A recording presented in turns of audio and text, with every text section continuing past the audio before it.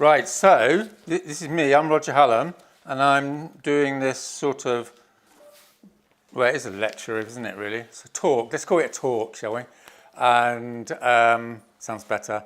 So, apologies that it's going to get a little bit, you know, if you want to take a nap, that's fine. Watch it at home. Maybe no one wants to watch it. It's fine. I'm really pretty relaxed about it. Having said that, so I've been thinking about doing this talk for about 3/4 of a year. So it's a bit like it's the part 2 to the talk that I did to Rising Up in January 2018. And I did this talk called Pivoting to the Real Issue for Rising Up, and you can see it and blah, blah, blah. Anyway, basically says the world's ready for mass civil disobedience on the climate crisis. Let's go and do it, you know, because it's so bad that people will be willing to break the law. And if you were actually in the room at the time, you'd have realised how unusual that idea was at the time, because loads of people in the room were going, no. So that's my claim to fame, because 3 months later, there was a meeting in Bristol and everyone went, all right, let's go and do it. And that's how Extinction Rebellion got going and what have you. So this is based on that talk, which is part 2. And it's basically I'm going to sort of criticise some bits of it, if you see what I mean, because I think things have changed in a way that are quite challenging, let's put it like that. So this is called Pivoting to the Endgame. So it's a bit like that's pivoting to get it going. And then this is pivoting to winning, in inverted commas, in so much as that's going to be possible or meaningful at this stage of the game.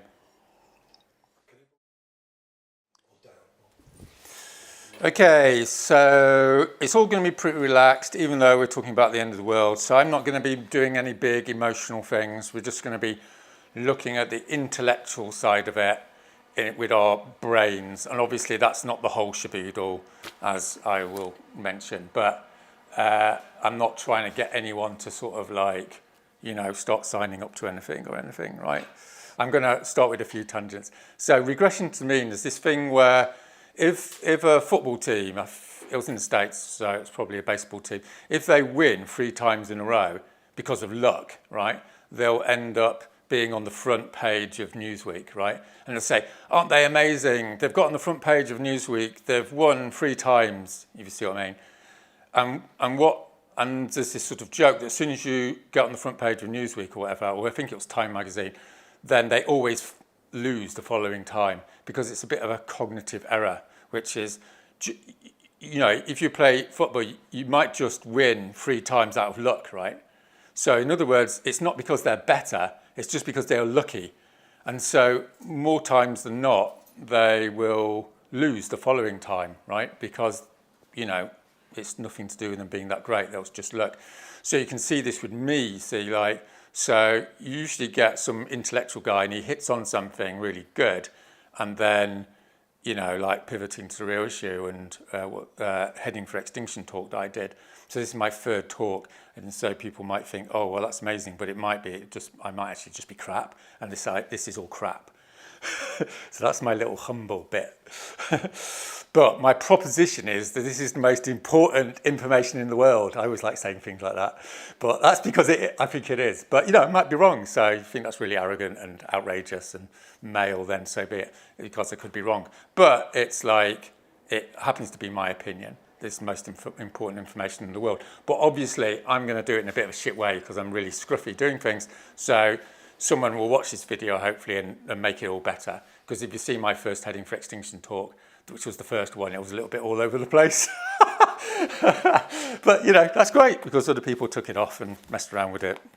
Okay, so the general gist is that in pivoting to the real issue, I was saying the reason why climate change is such a headfuck is because it's universal, it's affecting everything, it's existential, which means everything is going to go extinct, and it's exponential, which means it's getting worse and worse. In other words, it's like a trinity from hell, right? It's like a nightmare. And the fourth element of it, which makes it even more like, if you were a sociologist in the sky, you'd just be writing off the human race, because it also is not happened properly yet. I mean, obviously it is happening, but it's not like killing millions of people.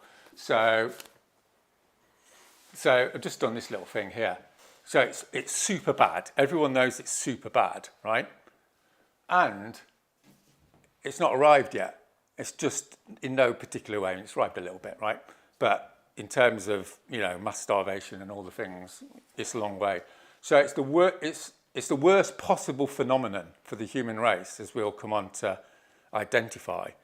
Because if it's really bad, but it's in your face, then people do something about it. You see what I mean? So we'll return to this theme a few times during the talk, because what I'm trying to do here is sort of identify the metaphysics of it, like the fundamental elements of it, if you see what I mean, strategically and philosophically or structurally. So you can see it's right up in the corner. So for instance, like,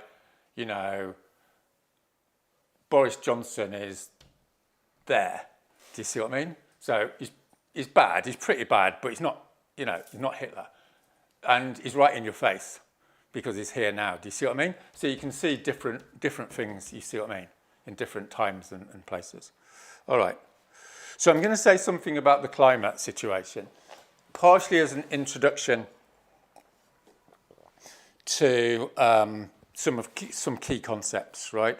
So one of the things I'm going to be banging on about, and hopefully you're all going to get your head around this, is what's called nonlinear dynamics or herding.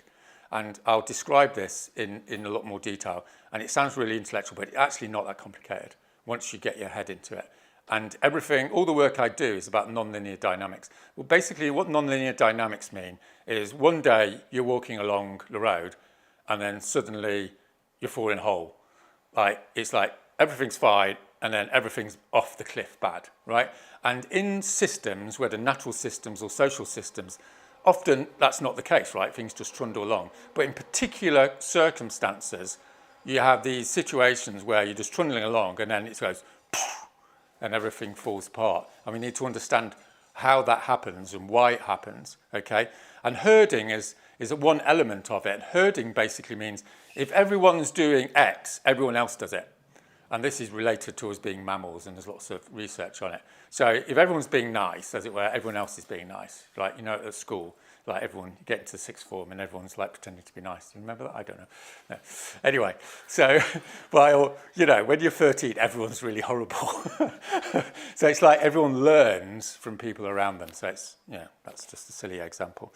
So the other thing is a distribution curve. So like, here's a distribution curve, right? Most of society is in the middle, and then there's a little bit of people at one end and a little bit of people at the other end.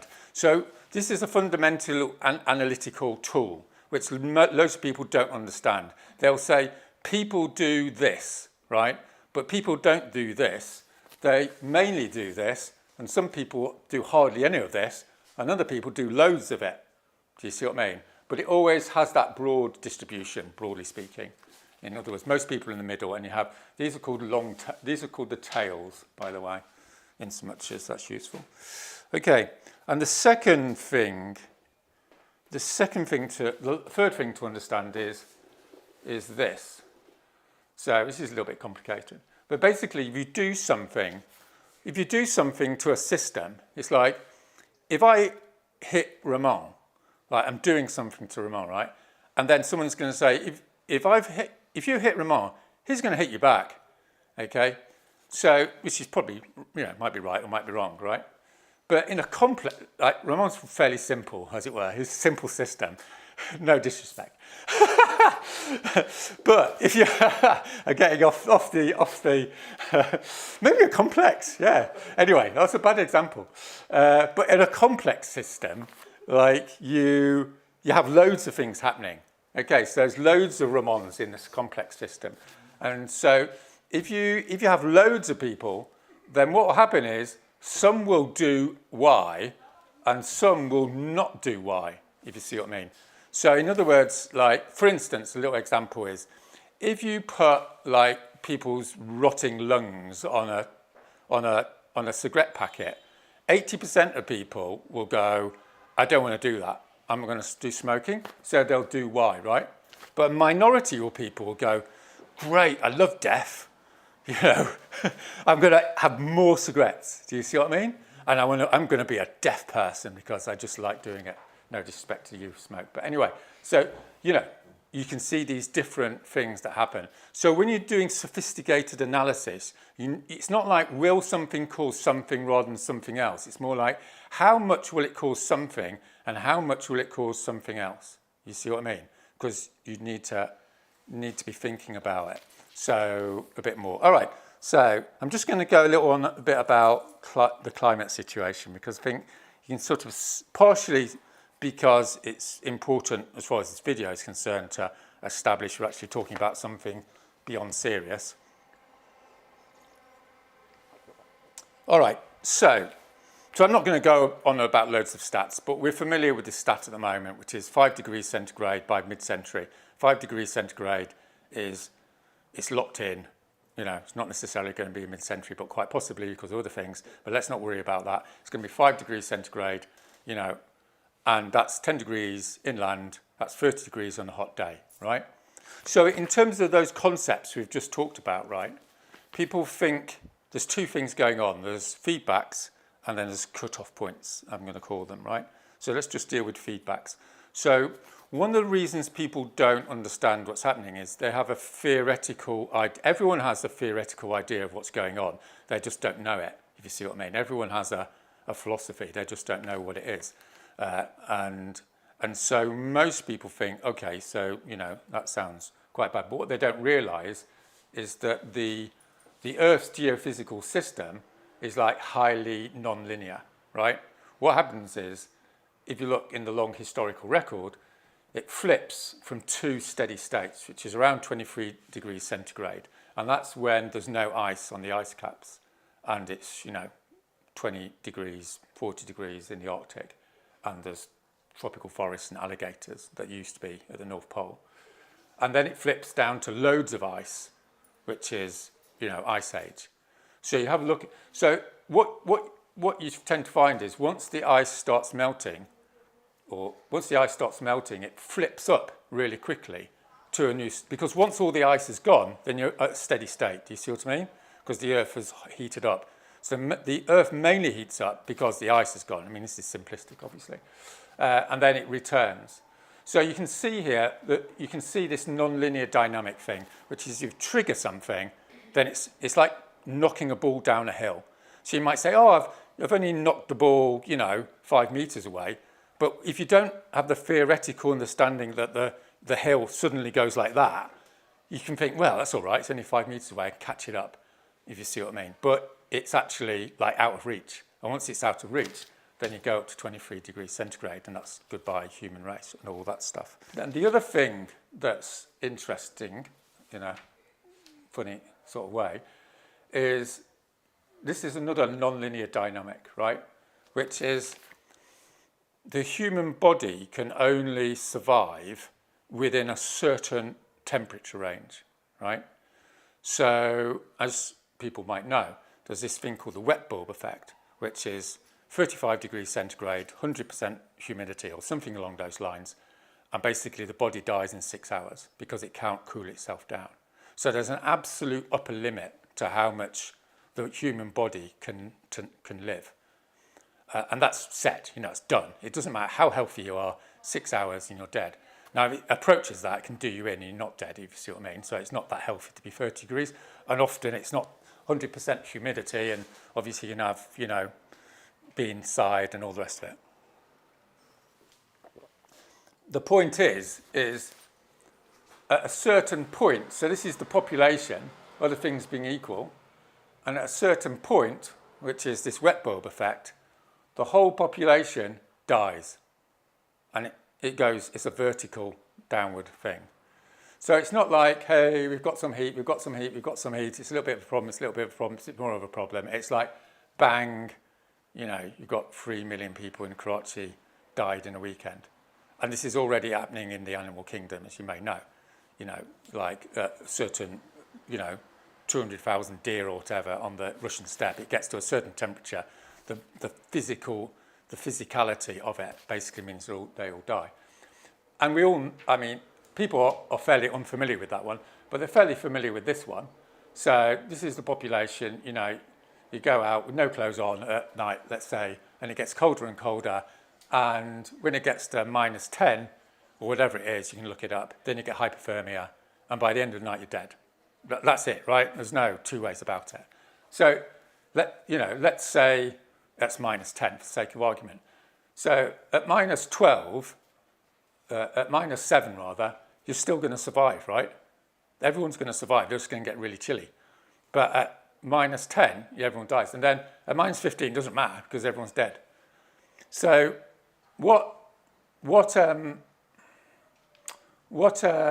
we need to sort of consider on this, of course, is once you're dead, you're not coming back. Okay, so unsurprisingly, that's a fairly basic one, isn't it? But it's surprising. Yeah, I know. You can see I'm beyond depressed. Okay, so what we have here is this is. I think what's that philosopher called? He has this thing, doesn't he, called the critical zone. Bruno Latour, is it? Latour, yeah. So I think he's got this idea of the critical zone. Yeah. And I think he nicked it from me because I had this idea as well. All right. So the basic idea is people say, right, we've got the planet, which is pure bollocks, right? We haven't got the planet. We've got like 12 inches of soil and 200 meters of atmosphere. Because below, if you remove the soil, that's it. Everyone starves. And if you're more than 200 meters above sea level, other things being equal, you can't really grow food. You know, I mean, maybe 400 and, you know, there's variations. But basically, we just live on this tiny little slither. So again, this is a theoretical idea. Most people think, oh, I've got this big planet and it's going to be fine. But we haven't. We've just got 12 inches of soil and the atmosphere. So usually a species has a little slither it can live amongst. And once it hits the trigger point, then it goes into terminal decline, as it were. So people have got this idea now because of COVID, right? So with COVID, people have got the idea there's this R number, haven't they? And if the R number goes above 1, it means more people are becoming infected than not infected, and everything goes up, right, exponentially. But if it's less than 1, it means less and less people are becoming infected. So they're infecting less people, so less people are infected, and then it goes. So basically, you make COVID extinct. So the same principle applies basically with extinction, which is it's not a single event. Basically, extinction is when the death rate is greater than the birth rate. You see what I mean? So there's a certain point of no return. There'll be still lots of humans there, but they're basically in terminal decline, if you see what I mean. So where is that point? So arguably, you know, well, not arguably, but almost definitely it's at 5 degrees. Because at 5 degrees, it's 10 degrees inland. But you only need like a few days of it being 50 degrees, and you hit this, right? Because the following day, the temperature can go back down again, right? So you only, you know, for the sake of argument, you only need like 2 weeks of the year for it to be 50 degrees centigrade to kill, say, 25% of your population. You see what I mean?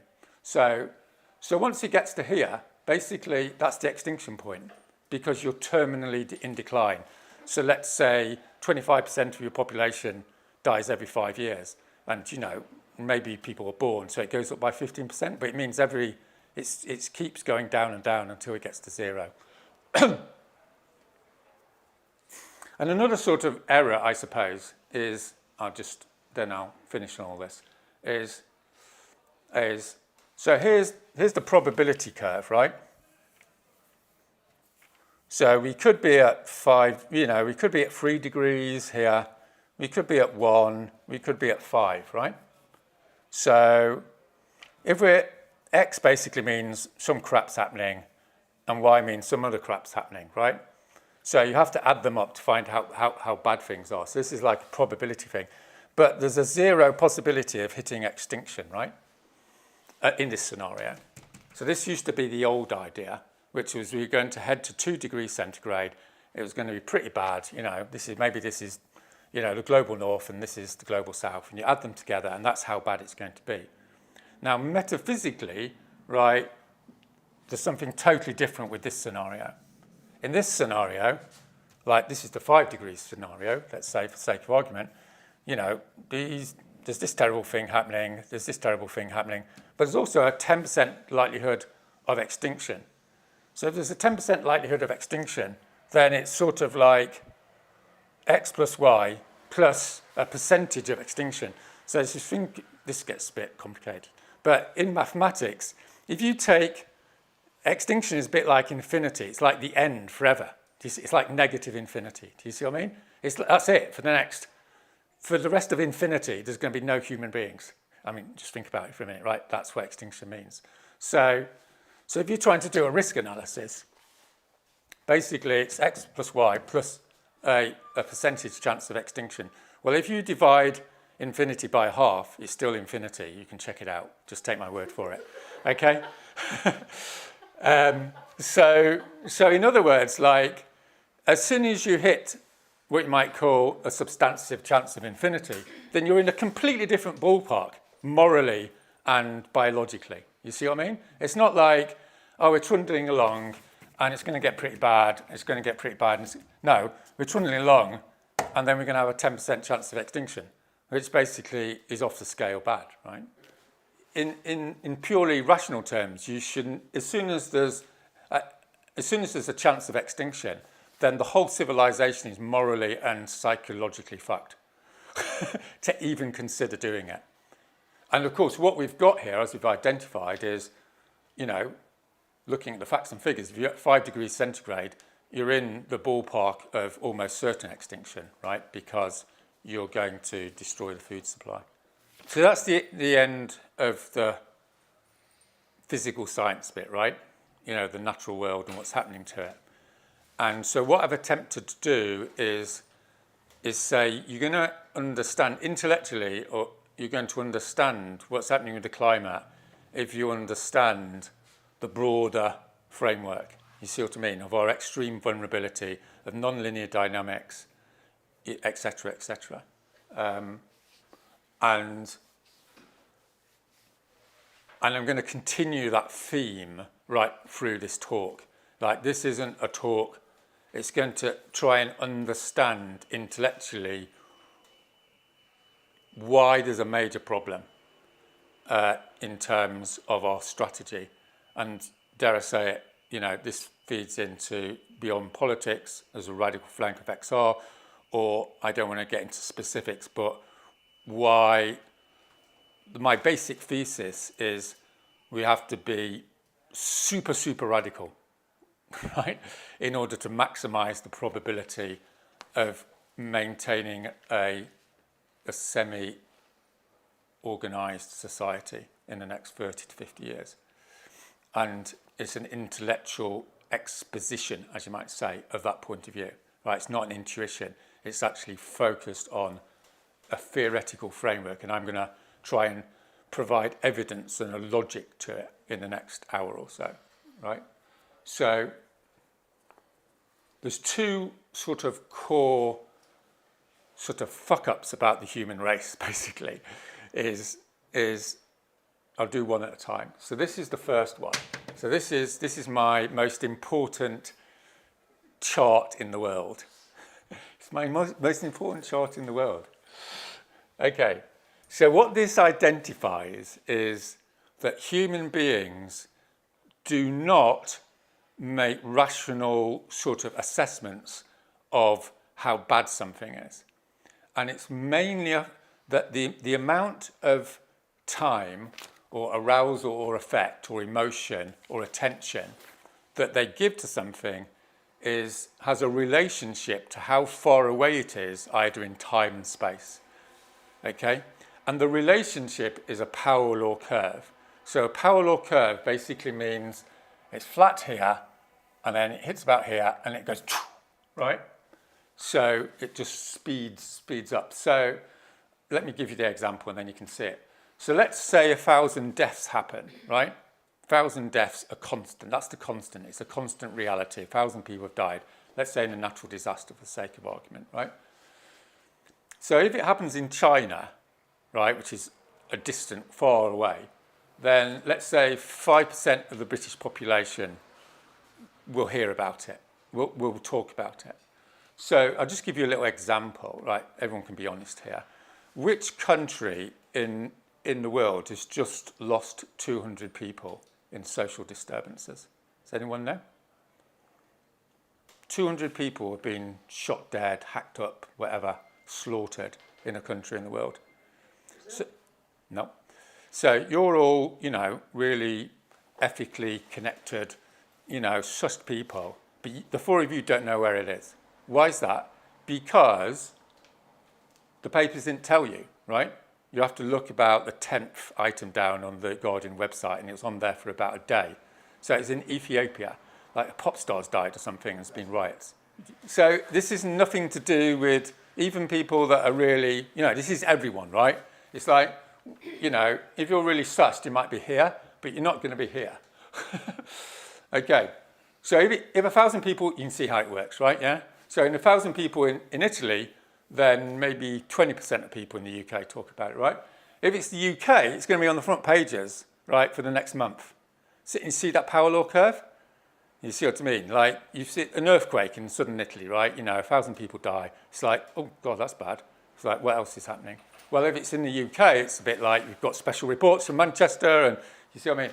And if it's in your own town, it's like, so it's basically talking about it 30 years later and still going to therapy, and you see what I mean, because you're traumatized. So even though this is constant, right?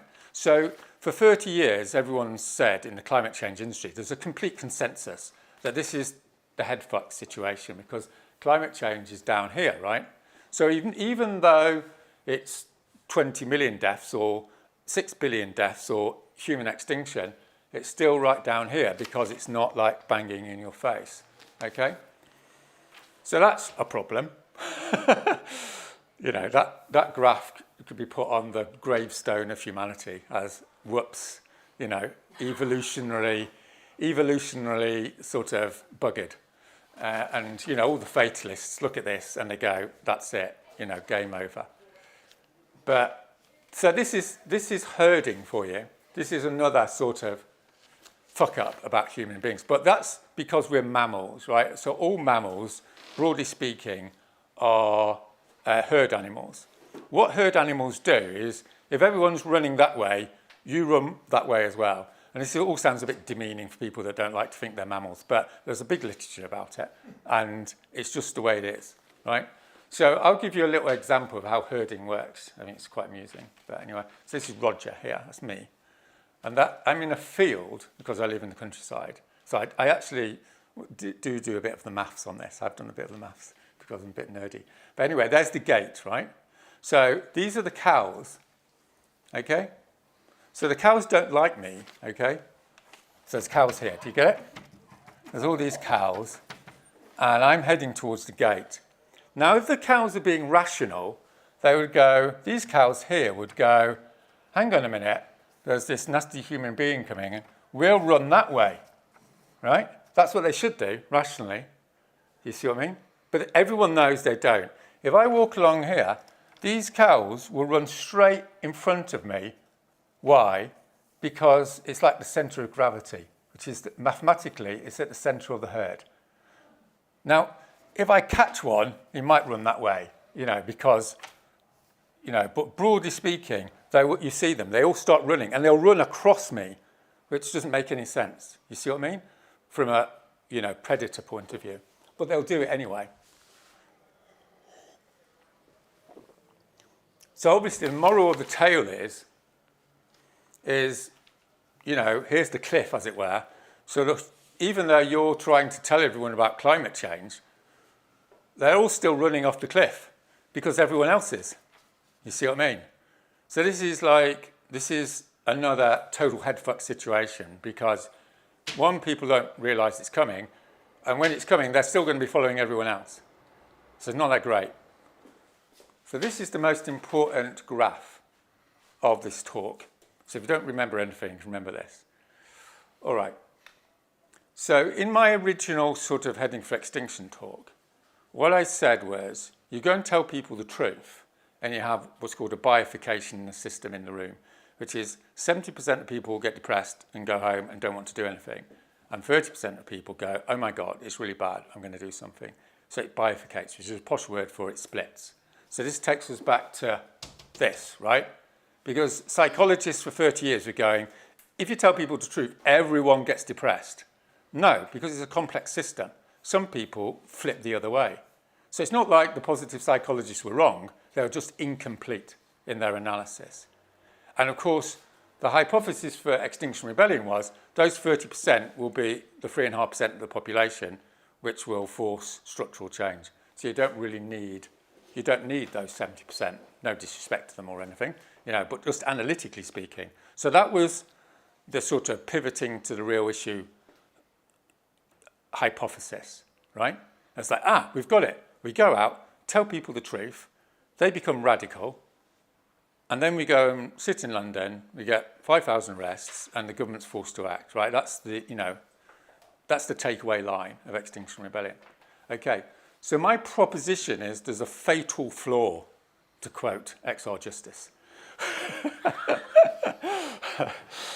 I quite like that. It sounds just dramatic, isn't it? There's a fatal flaw.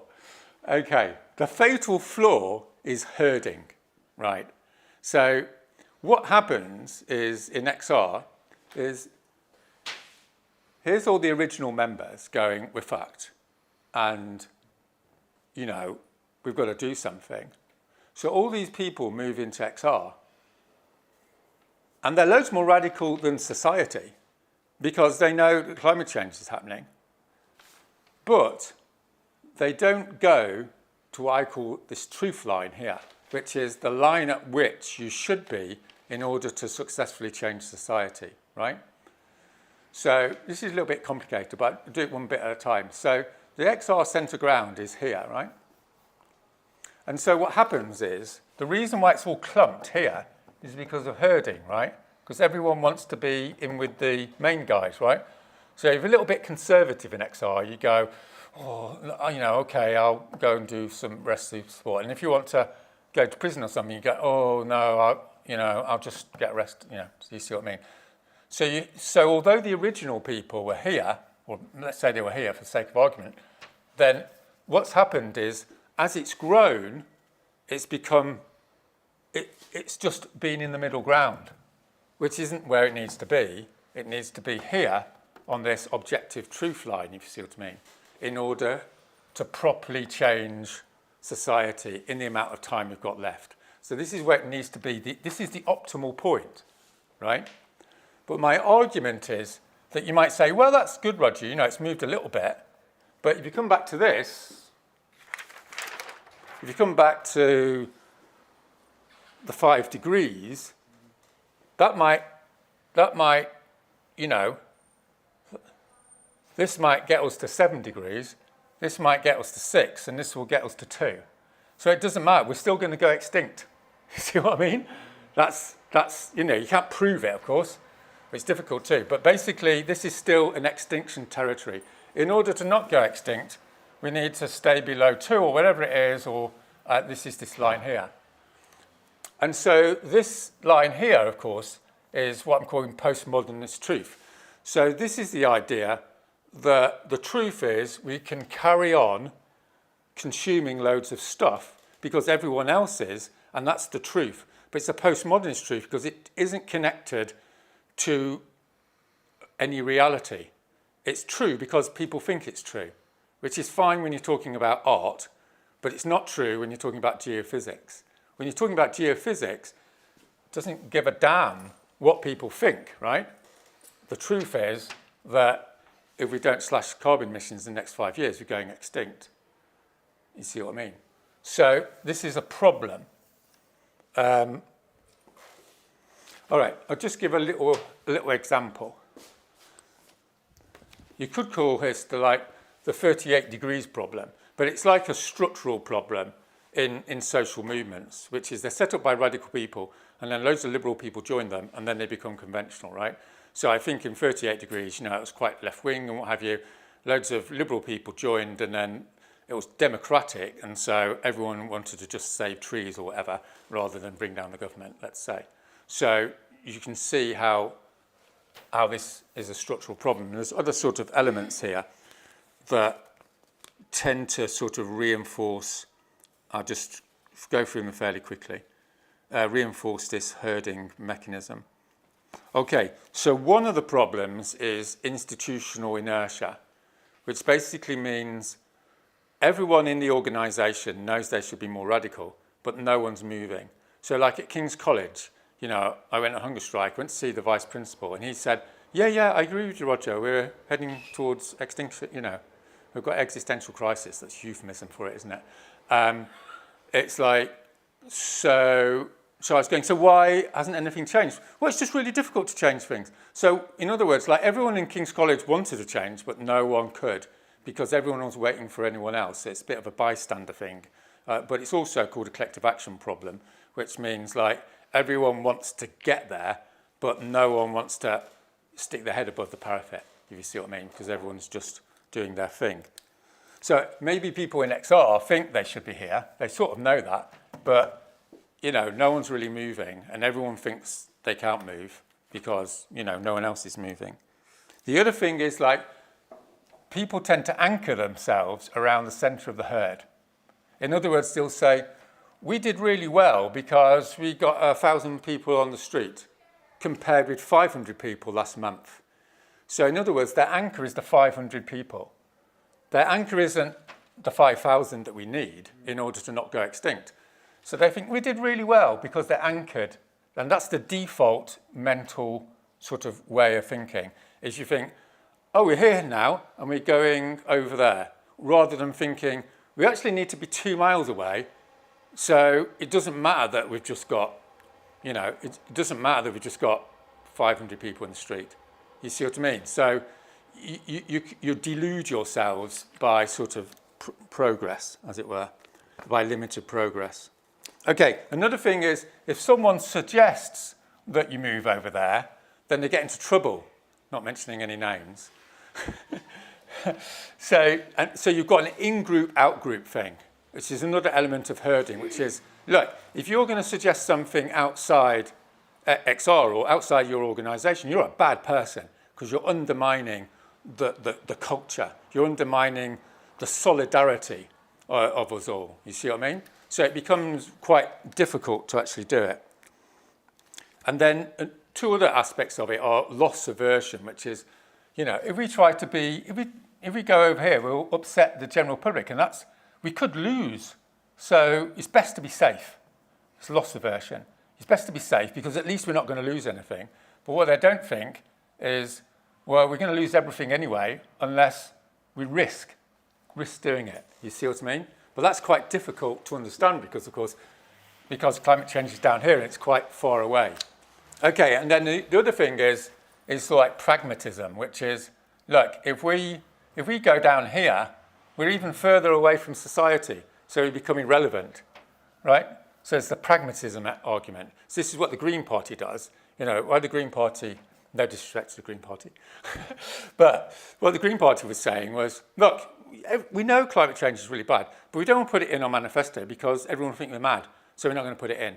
Because they're looking at the postmodernist truth, do you see what I mean? Which is, everyone thinks climate change isn't a problem, so it's not a problem, except that's bollocks, because it's a real problem, because it's over here. Because if you put carbon into the atmosphere, you know, temperature increases, people starve to death. That's the way it is, it's regardless. But that's what people think, because that's their reality. And the last thing is gatekeeping. So someone's got a job here, right, running the organisation. They don't want to have to move over there because they might lose their job. You see what I mean? It's like, it's really cosy. I'm on VLE in Extinction Rebellion, you know. I mean, that's I do that, or did do that for lost VLE. I think it's quite cosy, getting paid to do activism. Don't want to rock the boat. And then someone comes along and says, oh, we should be, you know, all going to prison. No, I don't want to do that because, you know, I'll lose my VLE.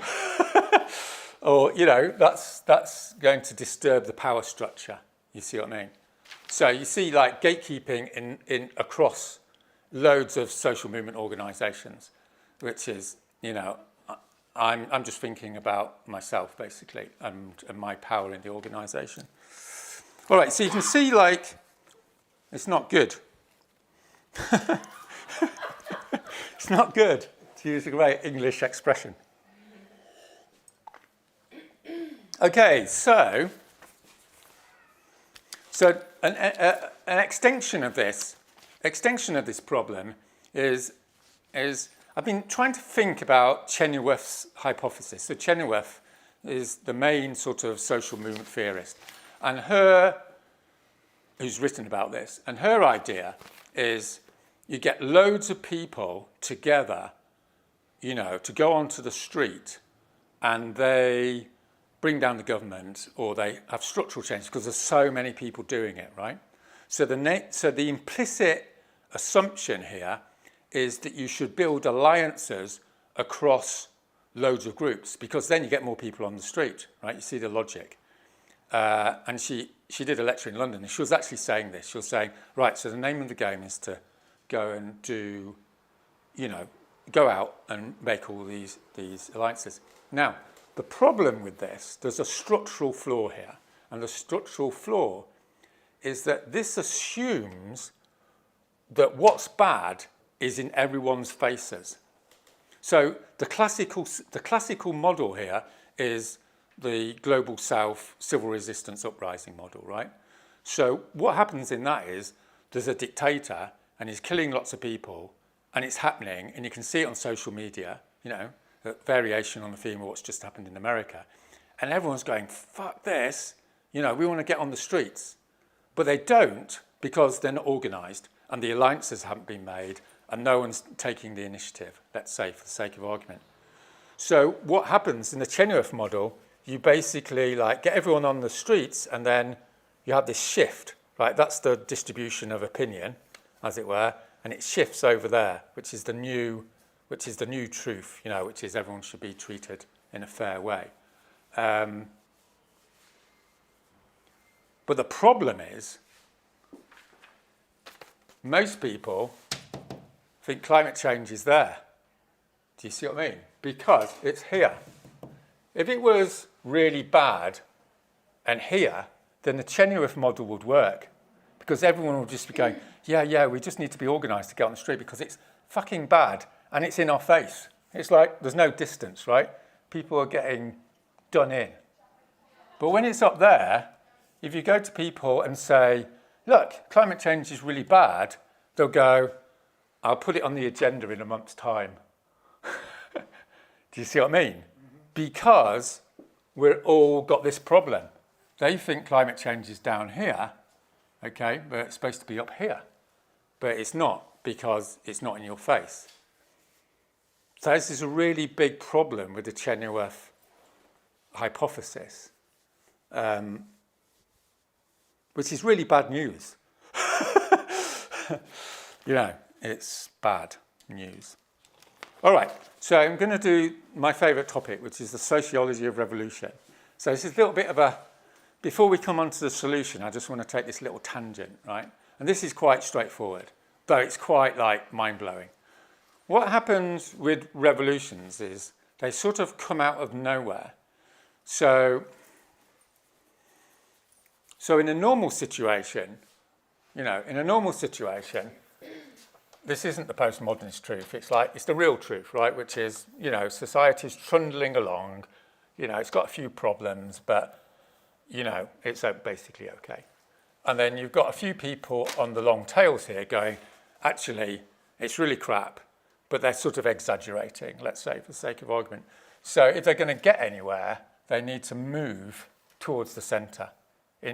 So in political science, this is the idea that parties all move towards the centre in order to get the votes, right? It's a central hypothesis. I mean, it's not totally airtight, but it makes some sort of obvious sense, doesn't it? It's like, what's that guy leading Labour now? Sorry, I've forgotten his name.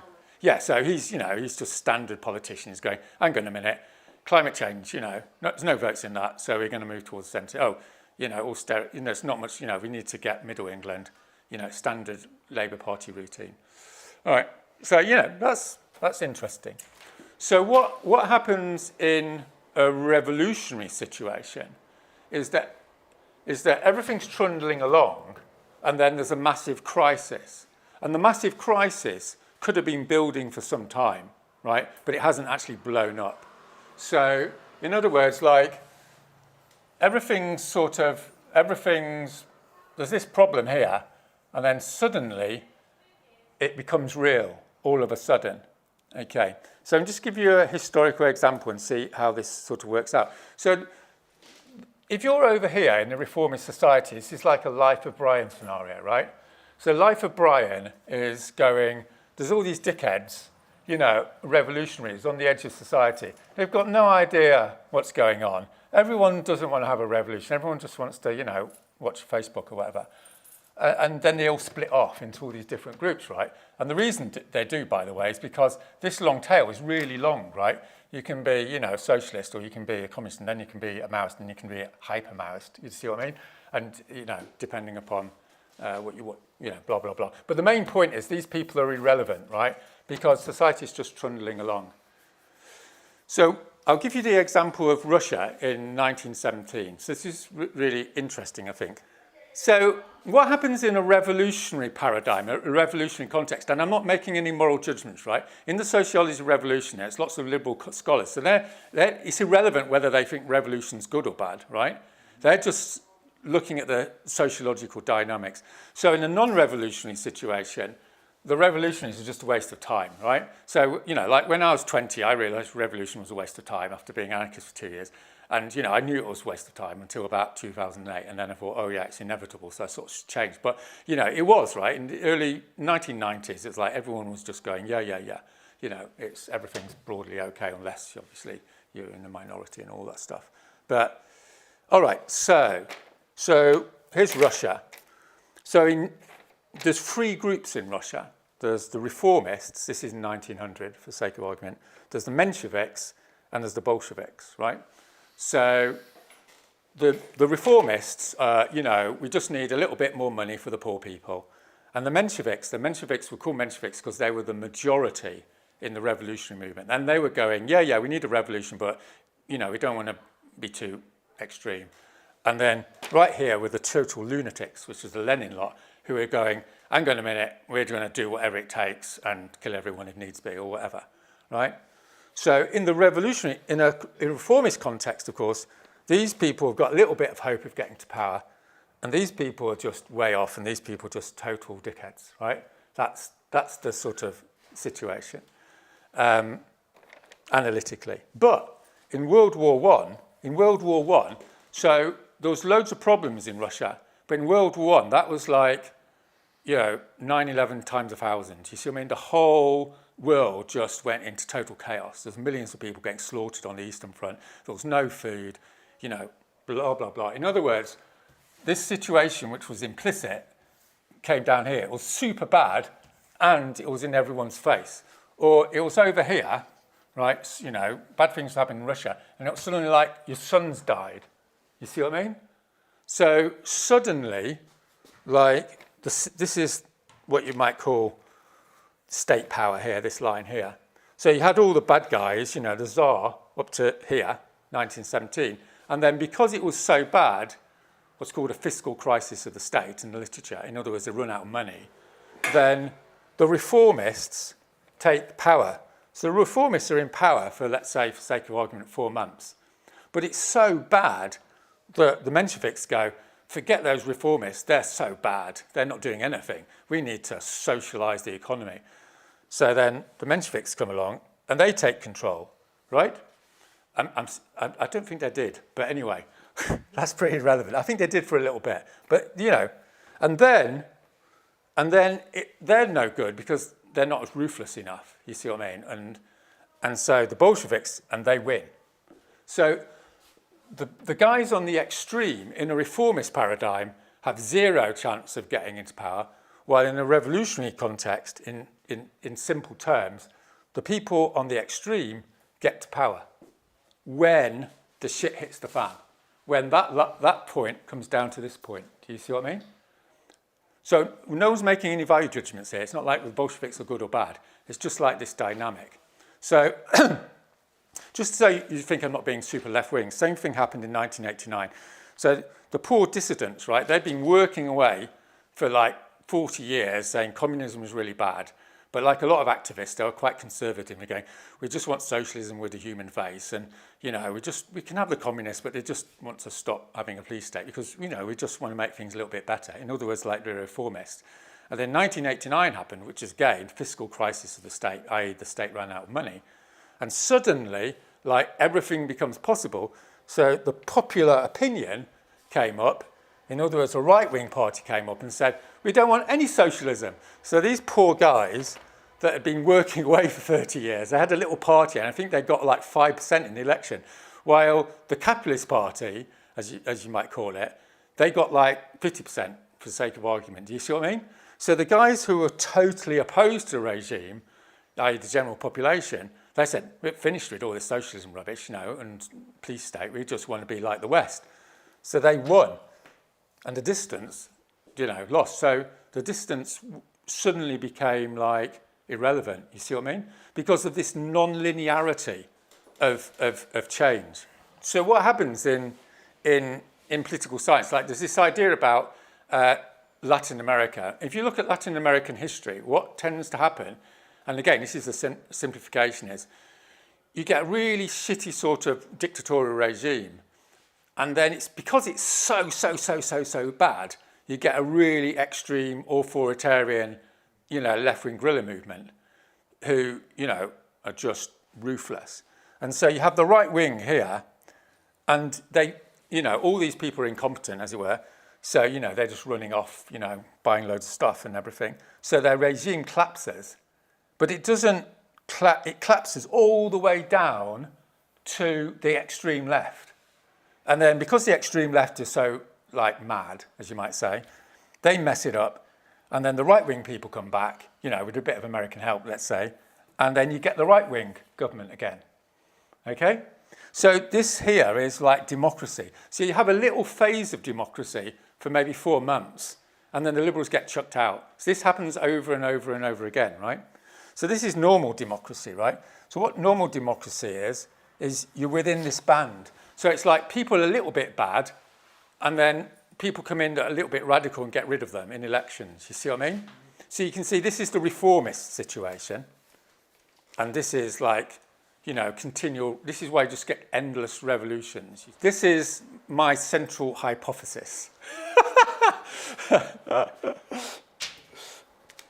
So most of the people in the political space, all the gatekeepers, all the political commentators, they think we're in a conventional reformist space. You see what I mean?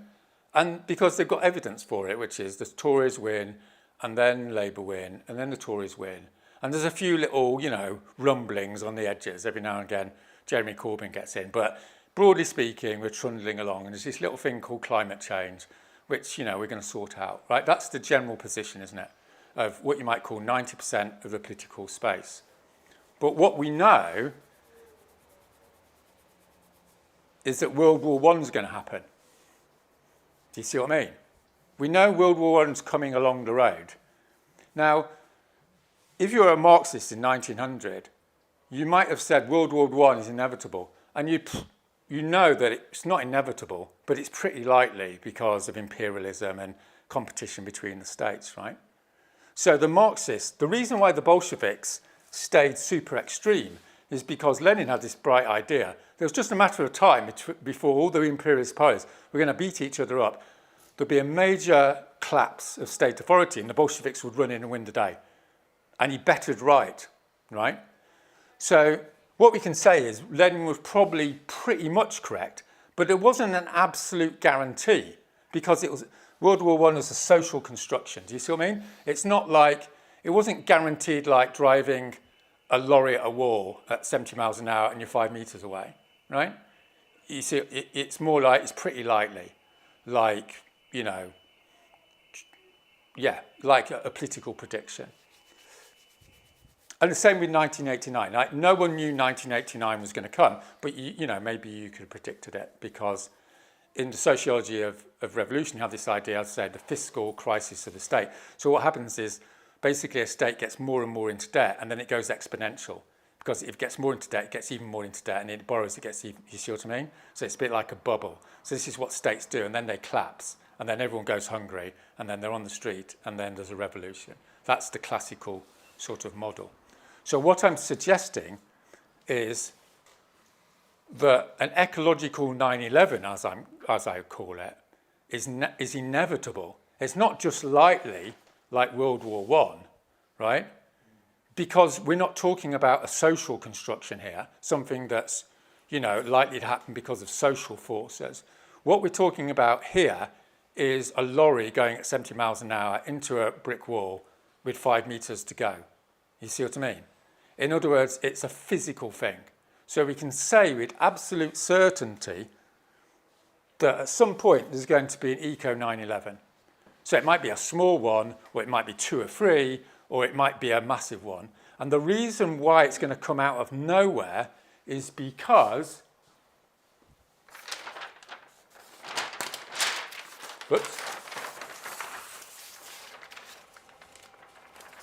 of this, right? So you see how the stories coming together, right? You thought, oh, what's he going on about population? So the population's trundling along, and then it's going to suddenly hit that tipping point, and millions of people are going to die, particularly in the global south, or maybe with tens of thousands of people. So a little example of this is like Phoenix in Arizona. So you talk to the engineers in Phoenix, Arizona, and they say, I read an article about it, what they're saying is, it's just a matter of time, right, before it's 55 degrees centigrade and the air conditioning fails. You see what I mean? So once that happens, you're going to have like 50,000 deaths in Phoenix. A bit like, what happened in New Orleans, right? The water's rising, the walls are crap. It's just a mathematical certainty. You can't predict exactly when it's going to happen because obviously, but you can predict with absolute certainty that it's going to happen. Like, a final example is Florida, right? Everyone knows Florida is toast. It's like built in. It's 2 meters off the ground or whatever. It's got limestone. You can't build a wall. The water rises. It's a sort of put the kettle on to boil scenario, right? So what we can say, we can't say how big the ecological crisis will be, but what we can say is it's going to be a big bang type thing, okay? And then, as I said, it could be a number of them. And then what's going to happen, if you follow the sociology of revolution sort of literature, is something along the following lines, which is the Greens are going to get into power because they're the reformists. And you can see this at the moment, right? In France, they've just won the elections. They've been at it for 40 years. So they're similar to the dissidents in this example. They're similar to the reformists, right? They've been there. They're nice people. They want a nice, clean transition to a nice green economy, which is never going to happen because the geophysics have wiped that one out. You see what I mean? So what's going to happen is I put XR here, but you can see if there's something more radical than the Green Party, for sake of argument, the Green Party is going to get into power. They're not going to be able to sort it out because they're all reformists. They don't want to force people to change the economy. You see what I mean? So everyone's going to go, they're rubbish. Who else is there? So everyone's going to move to the left. So then there'll be an XRS party, dare I say it, and they will come in next, right? And then there might be, so the next party, and this is the crucial sort of crux of it, is maybe the next party is super radical and super democratic, right? So that's good because they'll sort it out. They'll bring in all these, structural changes in 6 months. And they're also decent people, right? Because they're Democrats. But there's a certain point where you move into left-wing or right-wing fascism, if you see what I mean. So the next guys are going to be like Trumpians or whatever. You see what I mean? Because that brings us back to the US, to the South American example, which is if things are so fucked, like the reason why this happens in South America is because the social inequality is so extreme. You've got 5 guys run the whole country. So what you get is you get a massive fascist sort of thing, and then you get a left-wing fascist sort of thing, and they're just flipping backwards and forwards like that. So we've got this like small window of opportunity to sort of be here. So we're coming back to the rationale that the most realist position to have is here, not here, because this is the reform space, right? But in the revolutionary context, this is only going to be around for a small amount of time. My final bit is going to be how you maintain that position in the face of herding dynamics, right? All right, so I'm going to give a few sort of approximate ways in which you can stay at this point. And some of them aren't particularly politically correct, but I'm just being sociological about it, right? Like, if anyone deviates, you shoot them. It's always a good move. But historically, there's ways in which you maintain this position, right? So the first one is leadership, right? So you've got one guy, I mean, I'm going to use an extreme example, right? So you've got one guy who basically says, this is where we're going to be, and this is where we're staying, and I'm deciding, and if you don't like it, you piss off. You see what I mean? So you don't have herding, in other words, okay? And I'll expand on this. So herding is a sort of popular collective process, right? But as we know, you can sort of lead the herd as well, in a sort of Old Testament sort of sense, yeah? And a sort of subplot of this is when there's a crisis, sociologically, when you see a crisis, that's when leaders emerge. When everything's nice and calm, you don't really have big leaders, right? You know, it's a bit like Churchill on the war. It's a bit like you had mundane leaders and suddenly you had a main leader, for better or worse, right? Why?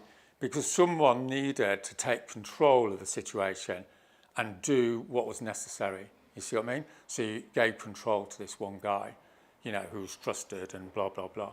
And incidentally, there's a Churchillian sort of dynamic here, isn't there? Because in 1937, Churchill was going, we're going to be fucked in World War II, and we should rearm. And everyone's going, no, it'll be fine. Hitler was, you know, he's an okay guy. He's just going to reunify a few Germans. He's not going to try and take over Europe. And then, so all the reformists were going, or the appeasers were going, yeah, you know, it's all fine. So these were the sensible guys, right? And then in Munich, or whenever it was, Czechoslovakia, when he took over Czechoslovakia, it was like for the first time everyone was going, oh my God, he's not taking over Germans. He's going to do what he said he was going to do, which was fuck everything up. Then suddenly, like Churchill was propelled into, because he was most extreme in inverted commas, he was propelled into power. You see what I mean? So again, you've got that dynamic, right? When the shit hits the fan, the guys that have been here all the time in the objective truth are propelled into some sort of position of power. All right, so the next sort of politically incorrect one, of course, is Leninism, right? So what does Leninism mean? Leninism is like leadership combined with like authoritarianism, which is, so if you don't know, like Lenin met in a pub with 5 comrades in 1905, I think it was, a London pub, and they said, we're staying here, right? We're staying here, right? We're not going to move. And Lenin said, right, if you want to be part of our gang, we're not moving. We're going for voluntaristic Marxism. As soon as we've got a chance, we're going to take control, right? We're not waiting for the theory of history or whatever. So, you know, super flexible and what have you. So for the next 13 years, like everyone thought he was a bit of a dickhead because he was in Switzerland, you know, just ranting and raving, a bit like Life of Brian, except he happened to be right because the Germans shipped him into Russia to get the Russians out of the war. Okay, so, you know, that's one way of doing it, okay? I'm not saying it's right or wrong. Okay, a more sort of mundane way of doing it is to mobilize like the lower middle class and what I call the upper working class. So most social movements like this, XR is primarily a middle class movement, right? And because it's a middle class movement, it's quite nice, right? It's full of a lot of people with skin in the game. So it's full of people who go, I don't want to get arrested because I've got a contract, you know, or I don't want to get arrested because, you know, I've got a university course coming up. So those people have basically got skin in the game, but they've got a lot of conscience about them, which is why they're in XR. So in other words, like initially in social movements, you get all the middle class in, but it gets to a limit because it doesn't want to move. In other words, they'll talk the talk, but they won't walk the walk. Okay, because they're intellectual, they really care about it, but they're not going to do anything, which is sums up the green movement for the last 30 years. All right, but once things get really bad, like here, once things start getting bad, then it becomes a more popular issue. And so in order to expand, you've got the structural potentiality to expand into the lower middle class and the upper working class. And that class, that strata of society, is the revolutionary strata in terms of a sociology of revolution. And the reason why it's the revolutionary strata is it's not so poor that it's just got no time. If you go to a lower working class estate, like no one's going to do anything because they're all on drugs and just chaotic family and all the rest of it, right? I'm not making any judgment. I'm just saying, it's just chaos. The upper working class is different. They've got a culture. They might have connections in the labour movement. They've got a tradition. They've got reasonably stable families, for instance. And with the lower middle class, which, they're administrators, got crap jobs in the government. Like, on that meeting we had the other night, there were three job advisors, right? They're the lower middle class. They're the people that are intelligent enough to work out what's happening. They've got some education, but they're still in really shitty jobs and on the front line of the shit that's happening in society. So those are the people who, are going to go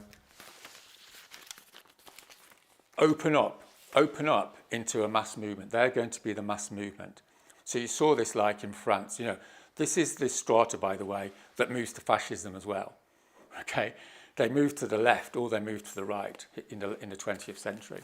So you sort of saw this in the French uprising, 2018, right? The rural lower middle class rebelled against the government because they've got a little bit of time, they've got things to lose, but they haven't got loads of skin in the game. While the middle class has got loads of skin in the game, i.e. they're university educated and they've got that ego of, stroke privilege, stroke entitlement thing. We've all had those conversations, haven't we? Where someone says, well, I've got to think about my university course or, blah, blah, blah. And another little example is 2012. So you had the big government grants for student loans, right? So you have all the elite university guys, and they were just, waffling around, not doing anything. But it all got interesting once the school kids arrived, because the school kids were working class, broadly speaking. You see what I mean? So there's a sort of what happens in social movements once they become really radical is there's this transition. So I said this on a video a little while ago, was like in the 19th century, there's the utopian socialists, right? And they were all in their salons and, cafes discussing variations of Marxism or whatever. And they're all real middle class, but they never did very much. And then Marx came along and the anarchists came along and they said, fuck that, we're going to go mainstream. And of course, it was became popular, created political parties and trade unions and big direct action movements. And all the utopian socialists were outraged because they hadn't crossed all the T's. Do you know what I mean? They were going, oh my God, you haven't read this book, and you know how it is.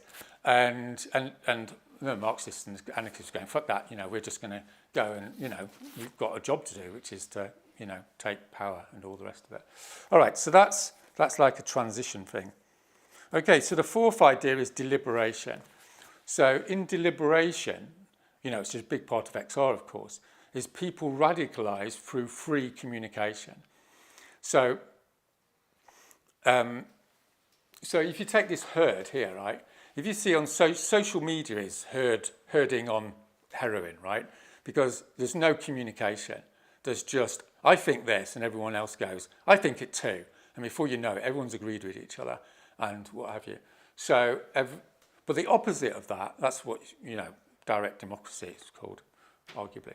But deliberative democracy has a completely different frame, which is if you take these people and you take them up here, right, out of the herd and sit them down for 2 weeks, they forget about the herd and they start looking at what the truth is.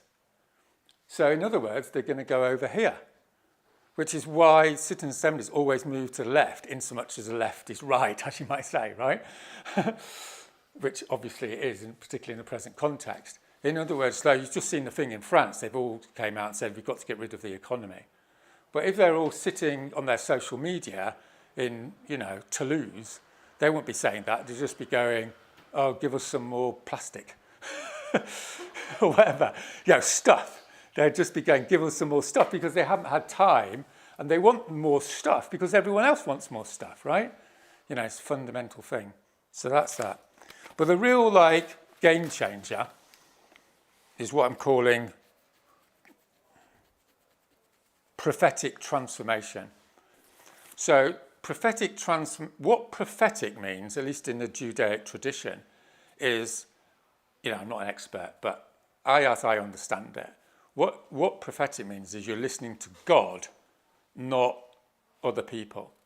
Or, in the Old Testament, it's a bit like you get a voice from God. Okay? So we're not bothered here about whether God exists or not. What we just need to understand is what this means in terms of herding. So what it means is you're not in the herd anymore, because the herd is humanity, or fallen humanity, as you might say, if you're going to be Old Testament about it. So you hear the voice of God, and God says, the truth's here, right? The truth is my truth, right? Which you might call physics. And so you have this big archetype in the human experience, which is everyone's going to hell, and then someone hears the voice of God and moves here and stays there and sometimes gets killed or whatever, or not, or what the case may be. And, in the Hollywood script, everyone suddenly realizes this is where the truth is, and the whole herd slides this way. You see what I mean? Because everyone gets with the program, and there's a few sub-dynamics. So one of the dynamics is fearlessness. So fearlessness is super attractive. It's a deep psychological human trait. So if someone comes along and says, I'm going over there and I'm fearless, everyone goes, well, yeah, maybe that's good. Because, maybe it's a sort of semi-herding thing. But a more fundamental point here is that all the dynamics of herding are basically materialistic, if you see what I mean. They're basically saying, I'm going to lose money, so I'm going to stay here. Oh, I'm going to lose power, so I'm going to stay here. Oh, I'm going to lose friends, so I'm going to stay here, right? While the prophetic tradition is basically spiritual, and it's outside, metaphysically, it's outside the material world. So to take a sort of ideal type sort of construction, i.e., a really extreme construction, what the prophet is concerned with is the fight between good and evil, let's say. And it doesn't matter whether he's going to win or not, because that's God's will, right? What matters is there's evil, there's God, good, and I'm entering into that battle. And it doesn't matter what happens. And it doesn't matter what happens to me, and it's irrelevant to my material situation, my family situation. So obviously there's variations on the theme, right? Some people aren't that extreme, but you can see there's a paradigm shift, right? From the material world to the spiritual world. And you can see this in many people's lives. This is why people have a midlife crisis, I think, is because the material world, they realize the material world is just one construction. When you're young, you tend to think the material world is the world, right? But when, one sort of dynamic here is once you know you're going to die, suddenly the material world becomes a little bit irrelevant, which is why people become more religious or conservative or whatever as they get older, because they're not that bothered, if you see what I mean. So, that's another sort of construction of it. So what the practical outcome of this, of course, is virtue ethics. So the essential element of virtue ethics is you're not concerned about what happens. What all you're concerned about is doing the right thing. So again, if you want to juxtapose it in a sort of ideal way, you can say like utilitarianism is what's in it for me? Is it going to improve anything? Now, the problem with utilitarianism, as we all know, is it's subject to herding mechanisms. In other words, like you go for the postmodernist truth because that's what's going to give you material progress. You're going to rise up in society if you follow the main truth of society, or you're going to get lots of friends, or you're going to get a good girlfriend, or whatever, right? Like, in other words, like that, you're going to get on. That's utilitarianism, is getting on. But like virtue ethics is like, no, the core question of virtue ethics is it right? In other words, you're here because this is the truth, and that's just what other people think. So the truth is we're all going to die unless we get the climate sorted out very rapidly. So you can see how this, if you want to maintain this optimum point, sociologically speaking, I'm not making any value judgments here, sociologically speaking, you have to have this prophetic orientation. And obviously that can you can create a herding mechanism around the prophetic orientation, if you see what I mean. All right, so this is my sort of slightly mystical ending, right? Which is, so I'm proposing that there's a sociology of miracles, you see, which is everything from a material analysis, everything's totally fucked. This is all material analysis, right? But there's also this sociology of miracles means that in the human experience, there's loads and loads of examples of people taking on a prophetic orientation and saving society. Like it's a central archetype of the human story, which is why, 50% of Hollywood movies are variations on that story, aren't they? It's like someone's trundling along, shit happens, everyone else succumbs to the shit, and the hero goes, I'm not. And then the story is he wins, or she wins. You see what I mean? And why is that? So my proposition is the reason why that is a universal story is that human beings are not just herd animals. So herd animals don't have a conscience, to be a bit philosophical about it. But human beings do. So the basis of hope in inverted commas is that if people will take on a prophetic orientation, they'll go here. But there's a massive paradox, of course, which is that only when they give, hope is a utilitarian construction. It's like, I'm doing this because I'm hoping something's going to happen. I'm hoping there's going to be an outcome. While the paradox, of course, is the prophetic orientation has nothing to do with hope. It has everything to do with honour and duty, and do you see what I mean? So it's like you can flip around on it. You can go, well, there's no hope, then there's hope. And then you go, well, there's hope, there's going to be no hope, right? So in mysticism, this is just standard routine, which is there's no resolution logically. So you can work that one out. It's beyond my pay grade. But the upshot of it is that's where you're going to sort of end up. I'll just give you one example, which is the Warsaw Ghetto in 1943, I think it was. So the idea, the reality of the situation was it's 300,000 Jews in the Warsaw Ghetto, or thereabouts, and the rumours came down the line that they were going to take the Jews to Auschwitz and kill them. And, there was massive denial, as you can imagine. It's just a human reaction. So again, I'm not making any moral judgments, I'm just telling the story. Okay? So these rumours increased and increased because people were being told, we're going off and taking you to do some work and, all this thing the Nazis did. And then the rumours became so evidenced, as it were, that there was a flip point. So up to that point, everyone was just in passivity, if you see what I mean. They were in hope. They were going, we hope the Nazis are actually not that mad, stroke evil, and we'll get through it because, no one's going to kill people. So they had this hope, and then all the evidence started coming in. There was no hope. And then there was a flip point. When it got to 60,000 people, there was a flip point where they realised there was no hope. They're all fucked. The Nazis were just going to kill them all. They'd already killed 240,000 of them. And at that point, they all revolted, which contradicts the whole materialistic analysis of Western society. You see what I mean? The whole 30 years of the climate change industry is just like, poof, you can't explain it. You see what I mean? And then they went into revolt, and they were just massively like motivated. So when you lose hope, you can become massively motivated. Because you might see me like talking today, I'm quite cheerful, right? Because I don't have any hope.